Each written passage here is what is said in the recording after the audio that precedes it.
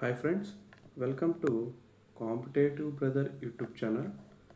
Friends, మీరు first time కానీ నా వీడియో చూసినట్లయితే లైక్ చేయండి.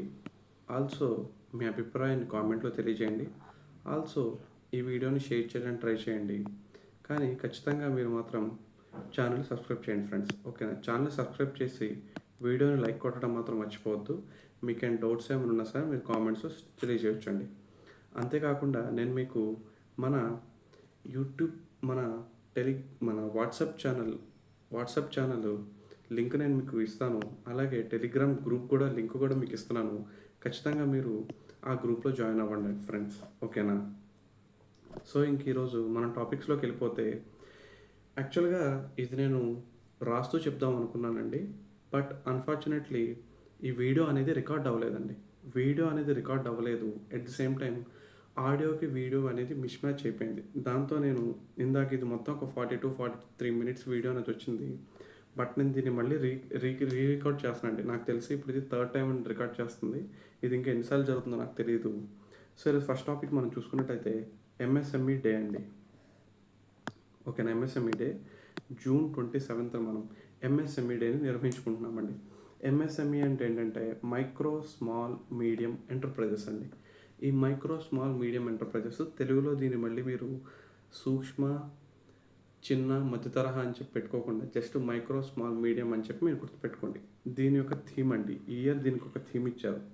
Enhancing the role of MSME as a drivers of sustainable growth and innovation అండి. ఓకేనా? Enhancing the role of MSME as drivers of sustainable growth and innovation అండి. మన భారతదేశంలో వ్యవసాయం తర్వాత అత్యధికంగా ఎంప్లాయ్మెంట్ జనరేట్ అవుతున్నటువంటి రెండవ పెద్ద రంగం ఏంటిదంటే మనకి ఎంఎస్ఎంఈ రంగం అండి. ఓకేనా? సో మనకి వరల్డ్ వైడ్గా కానీ మనం అబ్జర్వ్ చేస్తే 90% బిజినెసెస్ అనేవి ఎంఎస్ఎంఈ రంగంలోనే ఉన్నాయండి. అంతేకాకుండా 60-70% ఎంప్లాయ్మెంట్ జనరేషన్ అనేది కూడా మనకి గ్లోబల్ ఎంప్లాయ్మెంట్ జనరేషన్ కూడా మనకి ఎంఎస్ఎంఈలోనే ఉంది. 50% గ్లోబల్ జీడిపి అనేది మనకి ఎంఎస్ఎంఈ రంగం నుంచి వస్తుందండి. మొత్తం 10 జాబులు క్రియేట్ అయితే దాంట్లో 7 జాబులు, 7 out of 10 jobs created from MSME అండి. ఎంఎస్ఎంఈలోనే మనకు తయారవుతున్నాయి అన్నమాట. ఎట్ ది సేమ్ టైం మనం ఇది కూడా అబ్జర్వ్ చేస్తే ఇండియా అండి, అది వరల్డ్ సినారియో ఇలా ఉంది ఎంఎస్ఎంఈ నుంచి. ఇండియాలో అయితే మొత్తము 6.5 కోట్ల ఎంఎస్ఎంఈలను రిజిస్టర్ అయి ఉన్నాయండి. ఈ రిజిస్టర్ దేంట్లో అవుతాయంటే మనకి ఉద్గమ్ పోర్టల్ అని చెప్పి ఒక పోర్టల్ ఉంటుందండి, దాంట్లో రిజిస్టర్ అవుతాయండి. నెక్స్ట్ 31% జీడిపి కాంట్రిబ్యూషన్ మనకి ఎంఎస్ఎంఈ నుంచి లభిస్తుందండి. 28 crores ఎంప్లాయ్మెంట్ అనేది మనకి దీని నుంచి జరుగుతుంది. 45% ఎక్స్పోర్ట్స్ అనేవి మనకు దేని నుంచి జరుగుతున్నాయంటే ఎంఎస్ఎంఈల ద్వారా జరుగుతున్నాయండి. ఓకేనా? ఇది ఎంఎస్ఎంఈ యొక్క సినారియో అండి. అయితే February 1st, 2025 మనకి బడ్జెట్ని ప్రవేశపెట్టినప్పుడు నిర్మలా సీతారామన్ గారు ఎంఎస్ఎంఈకి సంబంధించినటువంటి న్యూ క్లాసిఫికేషన్ అనేది ఇచ్చారండి. ఈ న్యూ క్లాసిఫికేషన్ని మీరు కొంచెం అబ్జర్వ్ చేస్తే మైక్రో స్మాల్ మీడియం అనేది ఇది కామన్గా ఉంది, కానీ మనకి ఇక్కడ మారిపోయిందండి. ఒకప్పుడు ఇన్వెస్ట్మెంట్ కరెంట్ అంటే ఓల్డ్ది మనకి ఇలా ఉంది. అది 1 కోటి రూపాయలు నువ్వు ఇన్వెస్ట్మెంట్ చేస్తే అది మైక్రో అనేదండి. ఇప్పుడు దానికి కాస్త 2.5 crore ఇన్వెస్ట్మెంట్ అనేది చేయాలండి. అండ్ టర్న్ ఓవర్ ఒకప్పుడు 5 crores రావాలి, ఇప్పుడు 10 crores వస్తేనే దాన్ని మనం ఏం చేస్తున్నాము అంటే మైక్రో అని చెప్పి పిలుస్తున్నామండి. అదే మీడియం కానీ చూసుకుంటే ఒకప్పుడు 10 crores ఉండేదండి. ఓకేనా? ఒకప్పుడు 10 crores ఉండేది, ఇప్పుడు అది కాస్త 25 crores పెంచడం అనేది జరిగిందండి. ఎట్ ది సేమ్ టైం మనకి టర్న్ ఓవర్ అనేది ఒకప్పుడు 50 crores ఉండేది, ఇప్పుడు దాని కాస్త 100 crores అనేది చేయడం అనేది జరిగిందండి. దాని తర్వాత మీడియం అండి. మీడియం కానీ మనం చూసుకున్నట్టయితే ఒకప్పుడు 50 crores ఉండేదండి. ఈ 50 crores కాస్త ఇప్పుడు 125 crores పెంచడం అనేది జరిగిందండి investment. At the same time turn over కూడా ఒకప్పుడు 250 crores ఉండేది, ఇప్పుడు 500 crores ఎక్స్పాండ్ చేయడం జరిగిందండి. ఇదంతా కూడా మనకి బడ్జెట్ స్పీచ్ 2025-26 బడ్జెట్ స్పీచ్లో నిర్మలా సీతారామన్, యూనియన్ ఫైనాన్స్ మినిస్టర్గా పనిచేస్తున్న నిర్మలా సీతారామన్ మనకి ఈ కొత్త డెరిఫికేషన్ అనేది ఇవ్వడం అనేది జరిగిందండి. ఓకేనా? ఇది ఎంఎస్ఎంఈ గురించి టోటల్గా అండి. సో ఇదంతా మీరు ఒకసారి మీరు స్టాప్ చేసుకొని మీరు స్క్రీన్ షాట్ అయినా తీసుకోండి, లేకపోతే మీరు ఒక నోట్స్లోనే రాసుకుంటే మీకు చాలా బెనిఫిట్ అనేది ఉంటుందండి. ఓకేనా? దాని తర్వాత మనకేంటంటే పూరి రథయాత్ర అండి. పూరి రథయాత్ర అనేది మనకి ఎవ్రీ ఇయర్ జూన్ జూలై మధ్యకాలంలో మనకి ఇది పూరి రథయాత్ర అనేది మనకు జరుగుతూ ఉంటుందండి. ఓకేనా? పూరి రథయాత్ర అనేది మనకి ఎవ్రీ ఇయర్ జూన్ జూలై కాలంలో మనకి జరుగుతుందండి. యాక్చువల్‌గా ఇది పూరి జగన్నాథుడు అంటే నథింగ్ బట్ లార్డ్ కృష్ణ అని చెప్పి, లార్డ్ కృష్ణ యొక్క ప్రతిబింబంగా మనం జగన్నాథ స్వామిని మనం కొలవడం అనేది జరుగుతుందండి. ఓకేనా? ఒకసారి మీరు ఈ ఫోటోని గాని కొంచెం అబ్జర్వ్ చేయండి.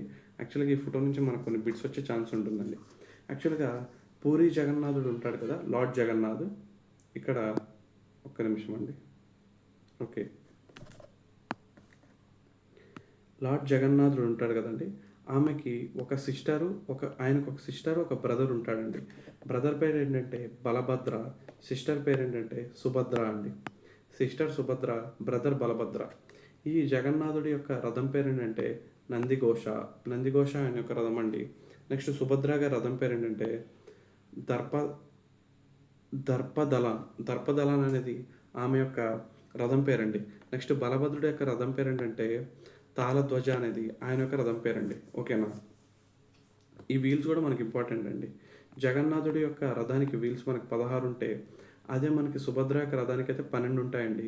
అదే మనకి బలభద్రుడికి అయితేనేమో 14 వీల్స్ అనేవి కనిపిస్తాయండి. సో ఇక్కడ మన కలర్స్ కూడా ఇంపార్టెంట్ అండి. జగన్నాథుడికి అయితేనేమో రెడ్ అండ్ ఎల్లో ఉంటుందండి. ఇక్కడ మీ ఫొటోస్ని మీరు అబ్జర్వ్ చేయొచ్చండి. రెడ్ అండ్ ఎల్లో ఆయన కనిపిస్తుంది. అదే సుభద్రకి అయితేనేమో రెడ్ అండ్ బ్లాక్ ఆమె యొక్క క్లాత్కి, ఆమె యొక్క రథానికి యొక్క కలర్స్ అలా ఉంటాయండి. అదే మనకి బలభద్రుడికి అయితేనేమో రెడ్ అండ్ గ్రీన్ అనేది మనకు కనిపించడం అనేది జరుగుతుందండి. ఓకేనా? ఈ విధంగా మనకి 3 రథాలు అనేవి బయలుదేరతాయండి. యాక్చువల్‌గా ఈ రథయాత్ర అనేది ఎందుకు ఫేమస్ అంటే, మనకి ఎక్కడైనా సరే ఉత్సవ విగ్రహాలు అనేవి ఊరేగింపు కిందకి ఉత్సవ విగ్రహాలు అనేవి ఊరేగిస్తూ ఉంటారండి.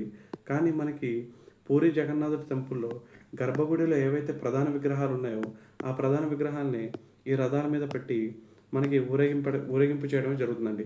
యాక్చువల్‌గా ఇది పూరిలో జరుగుతున్నప్పటికీ ఇది ప్రపంచవ్యాప్తంగా ఉన్నటువంటి చాలా దేశాల్లో మనకి రథయాత్రలు అనేది నిర్వహిస్తూ ఉంటారండి. ఓకేనా? ఇది మీరు గుర్తుపెట్టుకోవాలి. యాక్చువల్‌గా ఈ రథయాత్ర అనేది కొన్ని వందల సంవత్సరాల నుంచి జరుగుతుంది. బ్రిటిష్ వాడు కూడా ఈ రథయాత్రని ఆపలేకపోయాడంటే ఈ రథయాత్రకి ఎంత ఫేమస్సో మన భారతదేశంలో మనం అర్థం చేసుకోవాలండి. అయితే ఇది ఎవ్రీ ఇయర్ ఆషాఢ శుక్ల తిథిన స్టార్ట్ అవుతుందండి. ఎట్ ది సేమ్ టైం ఆషాఢ శుక్ల దశమిన ఇది ఎండ్ అవుతుందండి. టోటల్ 9 డేస్ మనకి ఈ యాత్ర అనేది జరుగుతుందండి. అయితే ఈ రథయాత్ర అనేది దీనికి ఇంకో పేరు ఏంటంటే దీని పేరు ఘోషయాత్ర అని చెప్పి పిలుస్తారండి. ఓకేనా? ఘోషయాత్ర అని చెప్పి పిలుస్తారు. అయితే మనకి 2024లో మొట్టమొదటిసారిగా ద్రౌపది ముర్ము ఒక ప్రెసిడెంట్ పూరి జగన్నాథ యాత్రలో పాల్గొన్నటువంటి ఫస్ట్ ప్రెసిడెంట్ ఎవరైనా కానీ మనం చూసుకున్నట్లయితే ద్రౌపది ముర్ము గారండి. ఈమె 2024లో జరిగినటువంటి పూరి రథయాత్రలో ఈమె పాల్గొనడం జరిగిందండి. సో ఇది మనకి పూరి రథయాత్ర గురించి అండి. ఇది మీ అందరికీ అర్థమైందని చెప్పి నేను అనుకుంటున్నాను. మన నెక్స్ట్ స్లైడ్కి వెళ్ళిపోదామండి. ఓకేనా? సో మన నెక్స్ట్ స్లైడ్ మనం కానీ చూసుకున్నట్లయితే యుఎన్జిఏ, యునైటెడ్ నేషన్స్ జనరల్ అసెంబ్లీకి 80వ ప్రెసిడెంట్గా అనలీనా బెకాక్ అనే ఆమె నియామకం అయ్యారండి. ఈమె అనలీనా బెకాక్. ఇప్పుడు దీనికి సంబంధించినటువంటి మన కరెంట్ అఫైర్ని చూద్దామండి. ఓకేనా? యుఎన్ఓ అండి. యుఎన్ఓ అనేది మనకి అక్టోబర్ 24, 1945లో ఏర్పాటైందండి. యాక్చువల్గా మనకు తెలుసుకున్నట్లయితే మనకి మొదటి ప్రపంచ యుద్ధం జరిగిన తర్వాత ప్రపంచ దేశాలన్నీ సమైక్యంగా సఖ్యతతో మెరగాలని చెప్పి మనం నానాజాతి సమితి అని చెప్పి ఒకదాన్ని ఏర్పాటు చేసుకున్నామండి. అయితే అది అంత సక్సెస్ఫుల్గా వర్కౌట్ అవ్వలేదండి. దాంతో మనం దాని ప్లేస్లో యుఎన్ఓ అని చెప్పి ఇంకో సంస్థను ఏర్పాటు చేసుకున్నాం. ఇది 1945 అక్టోబర్ 24వ తారీఖున ఏర్పాటైందండి. మొత్తం దీంట్లో 6 ఆర్గాన్స్, 6 అంగాలు అనేవి ఉంటాయండి. ఈ 6 అంగాల పేర్లు కానీ మనం చూసుకున్నట్లయితే UNGA, United Nations General assembly, United Nations security council, international court of justice, United nation economic and social cooperation, next UN trusteeship, next UN secretariat అనమాట. ఓకేనా? UN secretariat. ఈ 6 అంగాలు అనేవి మనకి యుఎన్ఓలో భాగం అండి. దీంట్లో ఈరోజు మనం యుఎన్జిఏ గురించి తెలుసుకుందామండి. United Nations General assembly first meeting అనేది మనకి 1946 జనవరి 16న జరిగిందండి. ఈ మీటింగ్ ఎక్కడ జరిగిందంటే ఇది మనకి లండన్లో జరిగిందండి. దీన్ని మనం ఏమని పిలుస్తాం అంటే ప్రపంచ పార్లమెంట్గా దీన్ని పిలుస్తారండి. ఓకేనా? ప్రపంచ పార్లమెంట్గా పిలుస్తారు. దీని యొక్క ఫంక్షన్స్ ఏంటంటే యుఎన్ఓ యాన్యువల్ బడ్జెట్ని ఇదే ఆమోదిస్తుందండి. అంతేకాకుండా యుఎన్ఎస్సిలో 5 శాశ్వత సభ్య దేశాలు, 10 తాత్కాలిక సభ్య దేశాలు ఉంటాయి. ఆ 10 తాత్కాలిక సభ్య దేశాలు ఏమేమి సెలెక్ట్ చేయాలో ఇక్కడే ఈ 10 తాత్కాలిక సభ్య దేశాలని ఇక్కడి నుంచి ఎన్నుకోవడం జరుగుతుందండి. తాత్కాలిక సభ్య దేశాల యొక్క టైం పీరియడ్ 2 ఇయర్స్ ఉంటుందండి. దీని గురించి మనం ఇంకా ఎప్పుడైనా సరే యూఎన్ఎస్సీ గురించి మనం మాట్లాడుకునేటప్పుడు అక్కడ మనం చర్చించుకుందామండి. ఓకేనా? నెక్స్ట్ యునైటెడ్ నేషన్స్ ఆర్గనైజేషన్‌కి సెక్రటరీ జనరల్ ఒకళ్ళు ఉంటారండి. ఆ సెక్రటరీ జనరల్ యొక్క పేరును యుఎన్ఎస్సీ ప్రతిపాదిస్తుంది. యునైటెడ్ నేషన్స్ సెక్యూరిటీ కౌన్సిల్ దీన్ని ప్రతిపాదిస్తే యునైటెడ్ నేషన్స్ జనరల్ అసెంబ్లీ 2/3 వంతు ఓట్ల ద్వారా అతన్ని ఎన్నుకోవడం అనేది జరుగుతుందండి. ఓకేనా? అయితే యుఎన్జిఏ ప్రతి సంవత్సరం యాన్యువల్గా ఒకసారి మీటింగ్ అనేది జరుపుకుంటుందండి. అందుకే దీన్ని ప్రపంచ పార్లమెంట్ అంటారు. ఈ యాన్యువల్ మీటింగ్కి ఒక ప్రెసిడెంట్ని ఎన్నుకుంటారండి. ఈ ప్రెసిడెంట్ ఒక సంవత్సరం టెన్యూర్తో పనిచేస్తారండి. అయితే ప్రెసిడెంట్ మనకి 79th ప్రెసిడెంట్గా మనకి ఎవరున్నారంటే ఫిలిమోని యాంగ్ అనమాట. ఫిలిమోని యాంగ్ అనే ఈయన కెమెరూన్ దేశానికి చెందిన ఆయనండి. ఈయన ప్రజెంట్ మనకి వర్క్ చేస్తున్నారండి. ఓకేనా? నెక్స్ట్ అప్కమింగ్ పర్సన్ మనకి ఎవరున్నారు కనుక మనం చూసుకున్నట్లయితే మనకి నెక్స్ట్ అనలీనా బెకాక్ గారు వస్తున్నారండి. ఈ అనలీనా బెకాక్ జర్మనీ దేశానికి చెందిన ఆమె అండి. ఓకేనా? ఈమె 2025 సెప్టెంబర్ 10వ తారీఖు నుంచి 2026 సెప్టెంబర్ 9వ తారీఖు వరకు ఈమె మనకి ప్రెసిడెంట్గా పనిచేస్తారండి. యుఎన్ఎస్సి 79వ ప్రెసిడెంట్ అయితేనేమో 79వ మీటింగ్ ప్రెసిడెంట్ అయితేనేమో ఫిలిమోని యాంగ్, ఈయన కెమెరూన్ దేశం చెందిన ఆయన. అయితే 80వ అయితేనేమో అనలీనా బెకాక్, ఈమె జర్మనీ దేశానికి చెందిన ఆమె విషయం మీరు గుర్తుపెట్టుకోవాలండి. ఇక్కడ ఆమె ఫోటో ఉందండి. ఓకేనా? సో అదండి. నెక్స్ట్ నాటోపై ట్రంప్ ఒత్తిడండి. సో నాటో అంటే మనందరికీ తెలిసిందండి, నార్త్ అట్లాంటిక్ ట్రీటీ ఆర్గనైజేషన్ అని చెప్పి మనం ఇక్కడ రాసుకున్నామండి. ఇది ప్రపంచంలోనే అతి పెద్ద అయిన అతి బలమైనటువంటి సైనిక కూటమండి. ఇది 1949 ఏప్రిల్ 4వ తారీఖున బెల్జియం రాజధాని బ్రసెల్స్లో హెడ్ క్వార్టర్గా ఇది ఏర్పాటైందండి. ఓకేనా? దీని యొక్క సెక్రటరీ జనరల్గా ఎవరు పనిచేస్తున్నారంటే మార్క్ రుట్టే అనే ఆయన ప్రజెంట్ దీనికి సెక్రటరీ జనరల్గా పనిచేస్తున్నాడు. ఈయన నెదర్లాండ్ దేశానికి చెందిన ఆయనండి. మనకి మొత్తము నాటోలో 32 సభ్య దేశాలు ఉన్నాయండి. ఈ 32 సభ్య దేశాలు మనం గుర్తుపెట్టుకోవాలంటే అవసరం లేదు. జస్ట్ మనకి లేటెస్ట్గా 2-3 కంట్రీస్ గుర్తుపెట్టుకుంటే సరిపోద్దండి. మనకి 30వ దేశంగా నార్త్ మాసిడోనియా అనేది జాయిన్ అయింది. 31వ దేశంగా మనకి ఫిన్లాండ్ జాయిన్ అయింది. 32వ దేశంగా మనకి స్వీడన్ అనేది జాయిన్ అయిందండి. ఓకేనా? మనకి నాటో యొక్క శిఖరాగ్ర సమావేశం మనకి నెదర్లాండ్స్లోని ది హేగ్ అనే పట్టణంలో జరిగిందండి. ఓకేనా? దీంట్లో మనకి ఏంటంటే యాక్చువల్గా నాటోలో హైయెస్ట్ ఫైనాన్షియల్ కాంట్రిబ్యూషన్ మనకి యూఎస్ఏ ఉంటుందండి. 85% ఫండ్స్ మనకి యూఎస్ఏ ఇస్తుందండి. అయితే ఇప్పుడు ట్రంప్ ఏం చేశాడంటే మిగిలిన సభ్య దేశాలు వాళ్ళ దేశాల్లో ఏదైతే మిలిటరీ ఉందో వాళ్ళ దేశాలు అయితే సాయుధ బలగాలు ఉన్నాయో వాళ్ళ మీద వాళ్ళు ఎవ్రీ ఇయర్ ఎక్స్పెండిచర్ చేసే దానికన్నా ఇంకో 5% పెంచాలని, ఈ 5% అనేది 2030 నాటికి ఈ 5% ఫండ్స్ అనేవి ఖచ్చితంగా అలొకేట్ చేసేలాగా చర్యలు తీసుకోవాలని చెప్పి ఆయన నాటో దేశాల మీద ఒత్తిడి చేశాడు. నాటో దేశాలు కూడా దీన్ని అంగీకరించాయి. ఎందుకు అంగీకరించాయంటే హైయెస్ట్ అమౌంట్ వీళ్ళే ఖర్చు పెడుతున్నారు కాబట్టి ఖచ్చితంగా ఇప్పుడు ట్రంప్ ఏది చెప్తే వాళ్ళు ఖచ్చితంగా దాన్ని ఫాలో అవ్వాల్సి ఉంటుందండి. ఓకేనా? 2026లో నాటో యొక్క శిఖరాగ్ర సమావేశం మనకి టర్కీలో జరుగుతుందండి. ఈ టర్కీని మనం తుర్కియా అని చెప్పి పిలుస్తున్నామండి. అయితే ఈ టర్కీ దగ్గరలో సైప్రస్ అనే ఒక దేశం ఉంటుందండి. మనకి పాకిస్తాన్కి ఎలా అయితే కాశ్మీర్ ఇష్యూ ఉందో అక్కడ తుర్కీకిను సైప్రస్కి మధ్యలో ఒక భూభాగం అనేది అది ఒక కాంట్రవర్షియల్ పార్ట్ అండి. ఈ కాంట్రవర్షియల్ పార్ట్ని రీసెంట్గా మన మోడీ సందర్శించాడండి. ఎందుకు సందర్శించాడంటే మనకి పహల్గామ్ అటాక్ జరిగిన తర్వాత ఆపరేషన్ సింధు టైంలో మనకి ఈ టర్కీ దేశం అనేది పాకిస్తాన్కి సపోర్ట్ చేసిందండి. దాంతో మనం కూడా ఏం చేస్తున్నామంటే సైప్రస్కి మనము కొంచెం దగ్గరగా వెళ్తున్నామండి. ఓకేనా? అయితే మనకి నాటో చార్టర్ ఆర్టికల్ 5 ఉంటుందండి. నాటో చార్టర్ ఉంటుందండి. ఆ చార్టర్లో ఆర్టికల్ 5 అని ఉంటుందండి. ఈ 5 మనకి ఏం చెప్తుందంటే నాటోలో ఉన్నటువంటి 32 సభ్య దేశాలండి. ఈ 32 సభ్య దేశాల్లో ఏదో ఒక దేశం మీద ఏదైనా దేశం నాటోలో సభ్యత్వం లేని వేరే ఏదైనా దేశం దాడి చేస్తే ఆ దాడి ఆ ఒక దేశం మీద జరిగినట్టు కాదండి, ఆ 32 దేశాల మీద జరిగిన దాడిగా భావించి ఆ 32 దేశాలు కలిసి ఏ దేశం అయితే దాడి చేసిందో ఆ దేశం మీదకి 32 దేశాలని ఖచ్చితంగా అటాక్ చేయాలండి. అది నాటో చార్టర్లోని ఆర్టికల్ 5లో దీని గురించి తెలియజేయడం జరిగిందండి. ఫర్ సపోజ్ ఎగ్జాంపుల్ మనం టర్కీనే తీసుకుందాం. టర్కీ మీదకి ఫర్ సపోజ్ ఒక్క నిమిషం ఇండియా అటాక్ చేసింది అనుకోండి. టర్కీ మీదకి ఇండియా అటాక్ చేసింది అనుకోండి, నువ్వు టర్కీ మీద అటాక్ చేసినట్టు కాదు, మొత్తం 32 దేశాల మీద అటాక్ చేసినట్టు. అప్పుడు ఈ 32 దేశాలు వచ్చి ఇండియా మీద అటాక్ చేస్తాయండి. ఇది నాటో చార్టర్ యాక్ట్ ఆర్టికల్ 5లో మనకి ఈ ఇన్ఫర్మేషన్ గురించి తెలియజేయడం అనేది జరిగిందండి. ఓకేనా, ఇదండి మనకి నాటో గురించి. Next PM Svanidhi.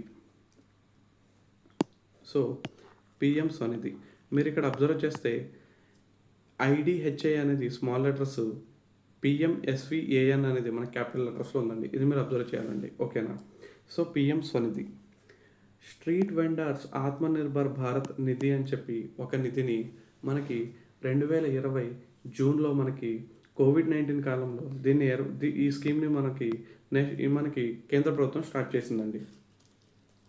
దీని యొక్క ముఖ్య ఉద్దేశం ఏంటంటే కొలాటరల్ ఫ్రీ లోన్స్, ఎటువంటి పూచీకత్తు సంబంధం లేకుండా మనకి క్యాపిటల్కి, అంటే స్ట్రీట్ వెండర్స్ ఏదైతే వీధి వ్యాపారస్తులు వాళ్ళకి కావాల్సినటువంటి క్యాపిటల్ అమౌంట్ని దీని ద్వారా ఇస్తారండి.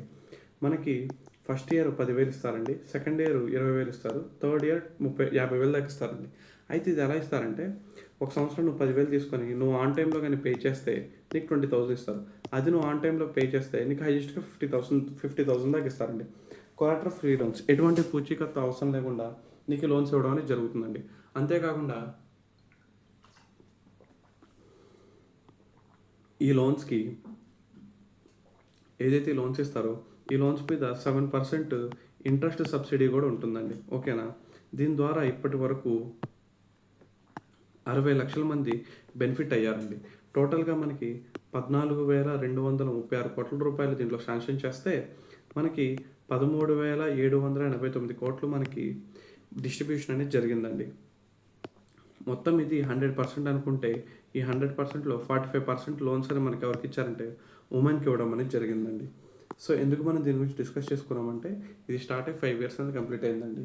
ఇటీవల కాలంలో మనం చూసుకుంటే నేషనల్ ఎమర్జెన్సీ స్టార్ట్ అయ్యి 50 years అయిందని, ఆర్బీఐ స్టార్ట్ అయ్యి 90 సంవత్సరాలు అయిపోయిందని చెప్పి, సర్వశిక్ష అభియాన్ స్టార్ట్ చేసి 20 సంవత్సరాలు అయిపోయిందని చెప్పి, నెక్స్ట్ మైక్రోసాఫ్ట్ స్టార్ట్ చేసి 50 సంవత్సరాలు అయిపోయిందని, next IMD Indian meteorological department దీన్ని స్టార్ట్ చేసి 150 సంవత్సరాలు కంప్లీట్ అయిపోయిందని, నెక్స్ట్ మనకి ఇలా మనకి కొన్ని మైల్ స్టోన్స్ అనేవి వస్తున్నాయండి. సో ఆ మైల్ స్టోన్స్ కూడా మనం ఖచ్చితంగా గుర్తుపెట్టుకోవాల్సిన అవసరం ఉందండి. ఇది పిఎం స్వనిధి గురించి అండి. నెక్స్ట్ ఎంఎస్ఎంఈ పార్కు భారత్ సింధూర్గా నామకరణ నెల్లూరు అండి. అయితే మనకి ఆపరేషన్ సింధూర్ అనే దాన్ని ఒకటి నిర్వహించామండి. ఈ సింధూర్ అనేది మనకి ఎప్పుడు జరిగిందంటే 6th midnight 7th అని చెప్పి మనం గుర్తుపెట్టుకుంటామండి. 7th 2025 మనకి ఆపరేషన్ సింధూర్ అనేది నిర్వహించారండి. పహల్గామ్ దాడికి ప్రతిచర్యగా మనం సింధూర్ అనే దాన్ని మనం స్టార్ట్ చేసామండి. అయితే నెల్లూరు రూరల్ ఎమ్మెల్యే కోటమిరెడ్డి శ్రీధర్ రెడ్డి ఏం చేశారంటే నెల్లూరులో ఉన్నటువంటి ఎంఎస్ఎంఈ పార్క్కి, ఆ ఎంఎస్ఎంఈ పార్క్ మనకి ఆమచర్ల గ్రామము నెల్లూరు రూరల్ మండలంలో 60 ఎకరాలు ఈ పార్క్ అనేది ఏర్పాటు చేశారండి. ఈ పార్క్కి మనం ఏమైనా పేరు పెట్టామంటే భారత్ సింధూర్ ఎంఎస్ఎంఈ పార్క్ అని చెప్పి ఈ కోటమిరెడ్డి శ్రీధర్ రెడ్డి గారు ఈ పేరు పెట్టడం అనేది జరిగిందండి. ఓకేనా. నెక్స్ట్ టాపిక్లోకి మనకు వస్తే రాపిడ్ వరి వంగడం అండి. మనకి ఈక్రిసాట్ అండి. ఈక్రిసాట్ అంటే ఇంటర్నేషనల్ క్రాప్ రీసెర్చ్. ఇక్కడ మీరు అబ్జర్వ్ చేస్తే మీకు ఇక్కడ ఫోటోలో కూడా ఉందండి.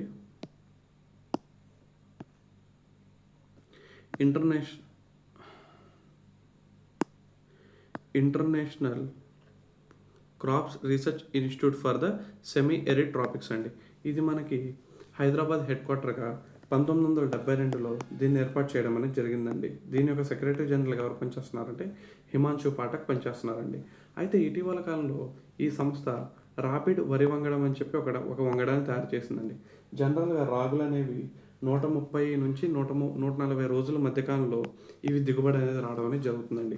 అయితే ఈ రాపిడ్ వరి వంగడం అనేది 68 రోజులకే దిగుబడి అనేది వస్తుందండి. అంటే పంట అనేది చేతికి వచ్చేస్తుంది. అలా ఎవ్రీ 68 డేస్ని మనం కానీ కంటిన్యూ చేసుకుంటే ఆల్మోస్ట్ 5 సార్లు మనం దీన్ని హార్వెస్టింగ్ చేసుకోవచ్చు.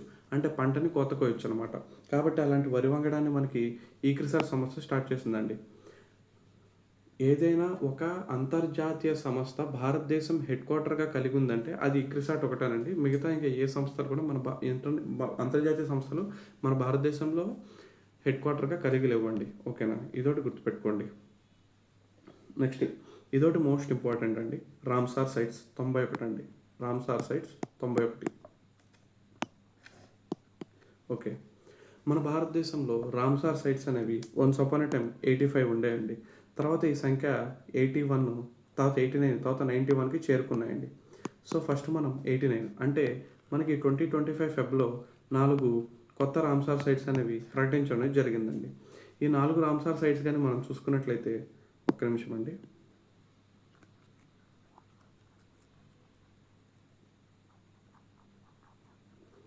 సో ఇక్కడ మనం చూసుకున్నట్లయితే ఈ రెండు అండి, ఈ రెండు మనకి ఎక్కడికి సంబంధించిన అంటే ఈ రెండు కూడా మనకి తమిళనాడుకు సంబంధించినవండి. ఈ రెండు కూడాను సక్కరకొట్టే బర్డ్ సాంచురీ ఒకటి, తిరుత్తంగల్ బర్డ్ సాంచురీ అండి. ఈ రెండు కూడా మనకి ఏంటంటే తమిళనాడుకి సంబంధించినవండి. ఓకేనా. దీని తర్వాత మనకి కెచే పలోరి వెట్లాండ్ అండి. కెచే పలోరి వెట్లాండ్ అనేది మనకి సిక్కింలోనే ఫస్ట్ వెట్లాండ్గా ఇది ఫేమస్ అయిందండి. దీని తర్వాత మనకి ఉద్వా లేక్ జార్ఖండ్లో ఉందండి. ఇదొకటి మనకి 86, 87, 88, 89 ఈ 4 కూడాను మనకి ఎప్పుడు ప్రకటించారంటే 2025 ఫిబ్రవరిలో దీన్ని ప్రకటించడం జరిగిందండి. అయితే మనకి రీసెంట్గా మొన్న 2025 జూన్లో రాజస్థాన్లో 2 రామ్సార్ సైట్స్ అని గుర్తించడం జరిగిందండి. దాంట్లో ఒకటి ఏంటంటే 90ది కిచెన్, 91 మినార్ అండి. ఈ 2 రామ్సార్ సైట్స్ అనేవి మనకు రాజస్థాన్లో ఉంటాయి. ఓకేనా. సో ఈ పేర్లు మనకు గుర్తుండాలండి. రామ్సార్ అనేది ఇరాన్లో ఒక సిటీ అండి. 1971 ఫిబ్రవరి 2న రామ్సార్ ఫ్రేమ్వర్క్ని నిర్వహించడం జరిగింది. ఈ రామ్సార్ ఫ్రేమ్వర్క్ అనేది 1975లో నుంచి ఇంప్లిమెంటేషన్లోకి తీసుకొచ్చారండి. మన భారతదేశము 1982లో ఈ ఇండియా అనేది ఈ రామ్సార్ ఫ్రేమ్వర్క్లో మనం జాయిన్ అయ్యామండి. నెక్స్ట్ ప్రపంచంలోనే అత్యధిక రామ్సార్ సైట్స్ ఉన్నటువంటి 3 దేశాలు కానీ మనం చూసుకున్నట్లయితే ఫస్ట్ యూకే అండి. యూకేలో 1678, మెక్సికోలో 144, ఇండియా చూసుకుంటే 91 రామ్సార్ సైట్స్ అనేవి ఉన్నాయండి. అది ఇండియాలో కానీ అత్యధిక రామ్సార్ సైట్లో మనకు తమిళనాడు ఫస్ట్ ప్లేస్ ఉందండి. నెక్స్ట్ యూపీ అనేది సెకండ్ ప్లేస్లో ఉందండి. ఓకేనా. సో ఇదండి ఈరోజు వీడియో మనకి.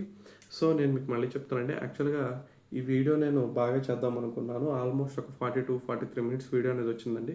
బట్ దాంట్లో ఆడియో వీడియో అనేది మిస్ మ్యాచ్ అవ్వడంతో నేను ఆ వీడియోని డిలీట్ చేసి ఇంకా మళ్ళీ రాసే ఓపిక లేక ఆల్రెడీ నాకు రాసిన దానిపైన మళ్ళీ మీకు ఎక్స్ప్లెనేషన్ అది చేస్తానండి. కాబట్టి మీరు మాత్రం ఏమనుకోవద్దు. ఖచ్చితంగా మన కాంపిటేటివ్ బ్రదర్ ఛానల్లో ఉన్నటువంటి వీడియోని ఖచ్చితంగా లైక్ చేయండి. మీ యొక్క థాట్స్ని కామెంట్స్లో తెలియజేయండి. ఆల్సో షేర్ చేయండి. ఖచ్చితంగా మన ఛానల్ అయితే సబ్స్క్రైబ్ చేసుకోవడం మాత్రం మర్చిపోవద్దండి. ఎట్ ది సేమ్ టైం మీకు టెలిగ్రాము గ్రూప్ ఒకటి, నెక్స్ట్ వాట్సాప్ ఛానల్ ఒకటి, ఈ రెండింటికి సంబంధించినటువంటి లింక్స్ కూడా మీకు డిస్క్రిప్షన్లోనూ అండ్ కామెంట్స్లో కూడా మీకు పెడతానండి. ఖచ్చితంగా జాయిన్ అవ్వండి. ఓకే అండి. Thank you so much. Have a nice day.